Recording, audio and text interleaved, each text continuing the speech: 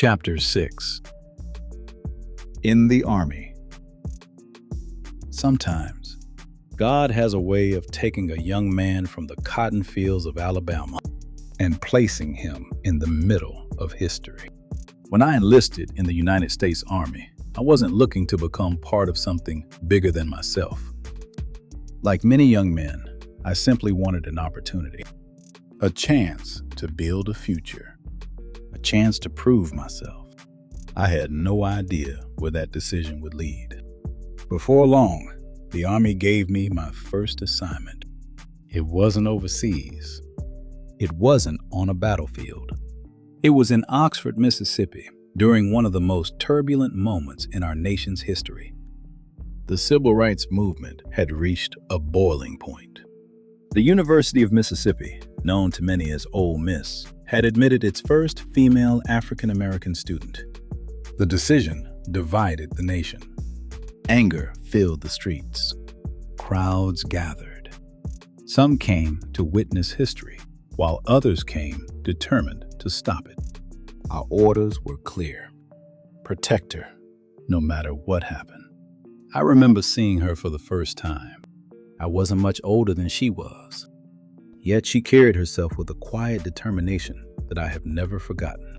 She knew every step she took across that campus could place her life in danger. Still, she kept walking. There was fear all around us. People shouting. Voices echoed across the campus. Hatred seemed louder than reason. Yet, in the middle of all that chaos, she never turned around. Watching her taught me something I'll carry for the rest of my life. Courage isn't the absence of fear.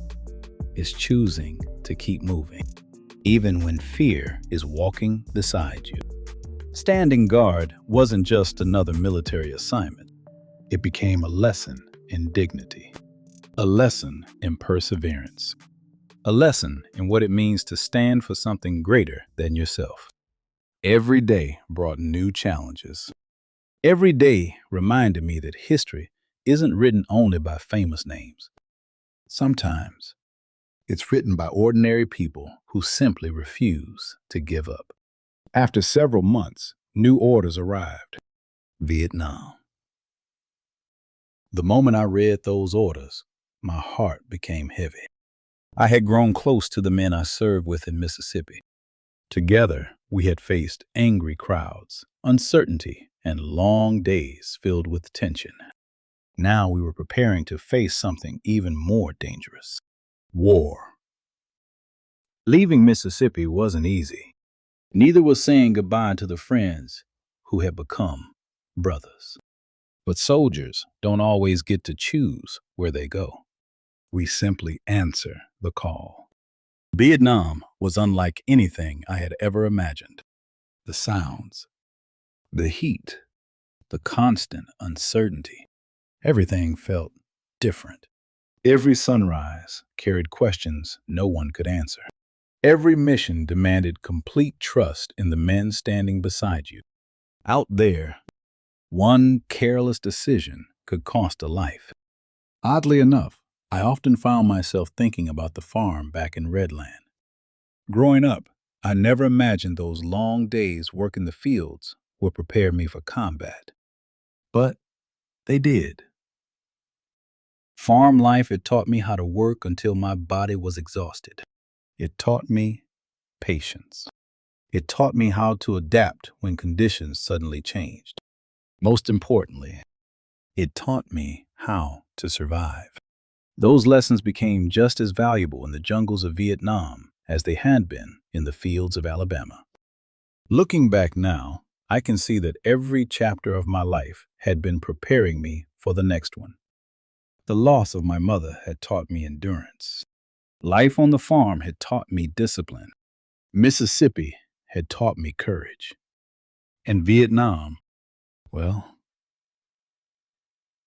Vietnam taught me just how precious life really is. Vietnam changed me in ways I didn't fully understand until years later. People often ask, what was war like back then? The truth is, there aren't enough words. You don't simply go to war, you survive it. When I arrived in Vietnam, I wasn't just another soldier anymore. I was a squad leader. That meant the lives of other young men often depended on the decisions I made. That responsibility never left my mind. Every patrol, every step, every decision could mean the difference between making it home or becoming another name on a telegram. More than anything else, I wanted to live. Not because I was afraid to fight, but because I wanted to see my family again. The men in my squad wanted the very same thing. Some came from New York, others from California, Texas, Georgia, and just about every corner of America. Before Vietnam, most of us had never met. After Vietnam, we were brothers. There is a bond that only combat can create. When someone risks their life to save yours, race doesn't matter. Money doesn't matter. Politics don't matter. All that matters is the man standing beside you. Out in the jungle, I learned to trust more than my eyes. I learned to trust my instincts. There was something about the jungle that changed whenever the enemy was close. The birds became quiet. The air felt different. And there was a certain smell, one I'll never forget. It was faint at first, almost impossible to explain. But after enough patrols, I recognized it immediately. Whenever that smell drifted through the trees, I knew the Vietnamese were close. That smell became our warning. Many times I changed our direction because of it. Many times we stopped, listened, and waited, instead of walking straight into an ambush. Looking back now, I believe those instincts saved lives. Mine and the men who depended on me. No amount of training can prepare you for your first firefight. Movies don't prepare you. Books don't prepare you. Nothing prepares you for hearing bullets snap through the trees or watching friends fall beside you. War has a way of aging young men overnight. It strips away every illusion, every false sense of security. You learn very quickly that tomorrow is never promised. Then one day, my own luck ran out. During one engagement, I was shot in the stomach. The pain was immediate. Everything around me became a blur. Voices echoed. Men shouted for a medic. Someone grabbed hold of me. The next thing I remember, I was being evacuated. Part of me felt relief. I was alive. I was finally leaving Vietnam. But another part of me was broken because I was leaving behind the men who had become my family. As the helicopter lifted into the sky, I looked down at the jungle below. I silently prayed for every one of them. Some would make it home. Some wouldn't. That thought has stayed with me my entire life. The men I served with gave me a nickname. They called me Alabama. At first, it was just a way to remember where I came from.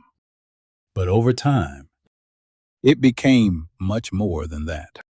Whenever someone shouted, "Hey, Alabama!" it reminded me that I belonged. In a place filled with fear, I had found another family. Even today, when I hear that nickname, I don't think about the war first. I think about the laughter, the jokes we told to hide our fear, the meals we shared, the friendships that carried us through the darkest days of our lives. Many of those young men never returned home.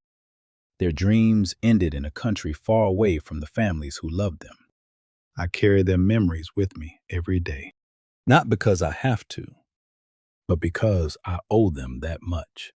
When I look back over my life, from the cotton fields of Redland to standing guard during the civil rights movement, to leading soldiers through the jungles of Vietnam. I can see God's hand in places I never recognized at the time. Every hardship taught me something. Every loss changed me. Every brother I gained, whether by blood or by battle, helped shape the man I became. War taught me many things, but perhaps its greatest lesson was this: life is precious, and the people who walk beside you through its darkest valleys are gifts you'll carry in your heart forever.